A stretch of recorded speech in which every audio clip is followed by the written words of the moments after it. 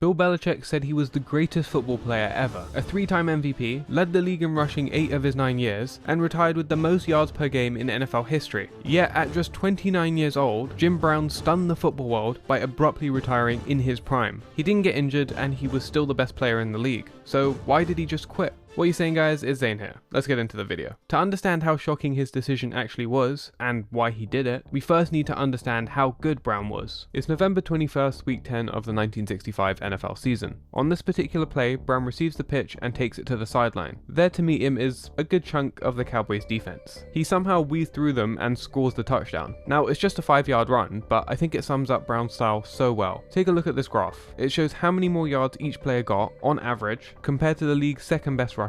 Now that might be a bit confusing, let me give an example. So in 1957, Brown rushed for 242 yards more than the second leading rusher, so I just averaged all those seasons out. And as you can see, Brown was in a league of his own. There was one year where he had 845 yards more than the second best rusher. One player said getting hit with a forearm from Brown felt like a lead pipe. In the man's own words, the key in the NFL is to hit a man so hard, so often, he doesn't want to play anymore. That's a running back talking. Zeus, or if you talk about Zeus' son Hercules, here was an individual who had a torso that was sculptured, obviously, by God himself. Jim was perhaps the perfect instrument to run a football.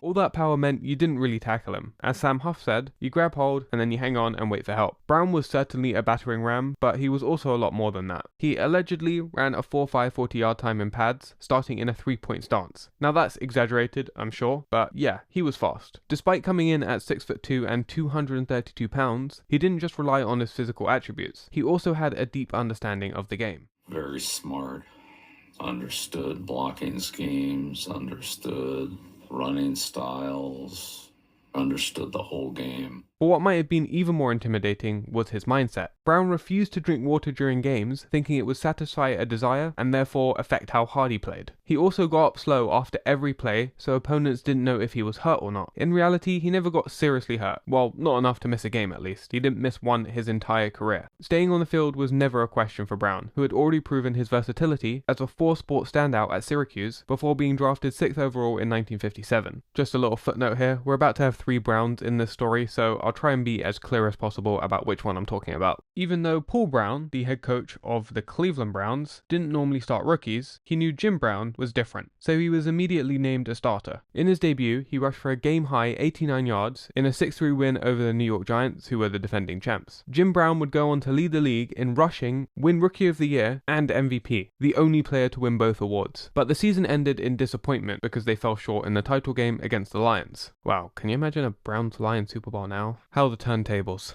The desire for that title would follow him throughout his career. He knew if he didn't win a championship, his legacy would suffer. What followed was more of the same. Jim Brown putting up godly numbers, but the team coming short. 1962 was the breaking point. The Browns went 7-6-1. Jim Brown rushed for only 996 yards. Emphasis on only. It was the one time he didn't lead the league in rushing. Some even suggested his prime years were coming to an end. The team hadn't made it to the title game since Brown's rookie year, which was 5 years prior. So owner Art Modell stepped in and fired Paul Brown, a decision Jim Brown supported, believing the offense had become too predictable. It was a controversial decision, but in the short term the team did benefit. Brown would spend the offseason nursing his injuries, and then showed how past his prime he really was by rushing for 1,863 yards in 1963, more than 800 yards than the second leading rusher. But individual accolades at this point didn't matter to Brown. All he could think about was a title. Fast forward to December 27th, 1963. The Browns had reached the championship game, but this time they were playing the Baltimore Colts, who had the #1 defense and the #1 offense. Well, neither the offense or the defense was very useful for the Colts. The Browns held them scoreless and put up 27 points of their own. Jim Brown could finally excel. He was now a world champion. Before the term GOAT became mainstream terminology, he was considered exactly that. Sporting News and many other outlets would go on to name him the greatest pro football player ever. In the 36 years of the NFL's existence before Brown came along, there were only 6 1,000-yard rushers. Brown alone had 7. But it wasn't until a few rule changes that you saw this explosion in rushing yards. Firstly, the number of games were expanded. It went from 12 to 14, eventually to 16, and now 17. Linemen were then allowed to extend their arms and use their hands to block from 1978, but in my opinion, for whatever that's worth, the most important change came in 1972. The NFL moved the hash marks much closer to the center. Before this change, hash marks were wider and therefore uneven, so when the ball was placed near the sideline, one side of the field had a lot more space than the other, and that made it harder to run to the short side because, well, there was less room. With the new placement of the hashes, every play would start near the center, which meant there was an even amount of space on either side of the field. The average yards per game from 5 years prior was 123. The next 5 years, it shot up to 142. The most notable change came in 1,000-yard rushes. So this is 5 years before and 5 years after. The hash mark change was to the run game as the Mel Blount rule was to the passing game. Now, Brown played before all of this, so his accomplishments are even more impressive. But at the same time as Brown's career was reaching its peak, he began his journey as an actor. I knew when I went from Sam Huff to Raquel Welch, it wasn't exactly bad. By 1966, he had secured a role in a war film called The Dirty Dozen. Filming, which was taking place in England, was supposed to finish before training camp started, but there were some delays. So Art Modell delivered Jim Brown an ultimatum: return to Cleveland immediately or face suspension and a $100 fine every day he missed camp. Modell overplayed his hand. In reality, who cares if Brown misses training camp? It's James Nathaniel Brown we're talking about, not some rookie you just drafted. Brown had every intention of returning for the 1966 season, but he was not one to be ordered around like this. On July 14th, 1966, headlines plastered the papers. The man just led the league in rushing, won MVP, and helped the Browns reach the title game that season. He was 29. But the truth is, Modell's threat wasn't the only reason he retired, although it definitely accelerated the decision Brown was already flirting with for some time. He had been prepared to walk away, quote, earlier than you would expect. As early as 1960, just 3 years into his career, he said, "I hope I'm smart enough to quit the game before somebody has to tell me I'm finished. I want to leave feeling I can still do the job." Brown was certainly on top when he retired, so it couldn't have been a better time to leave from that perspective. He didn't want to be a shell of himself, still hanging on to the greatness he once had. I don't want to stay anywhere too long.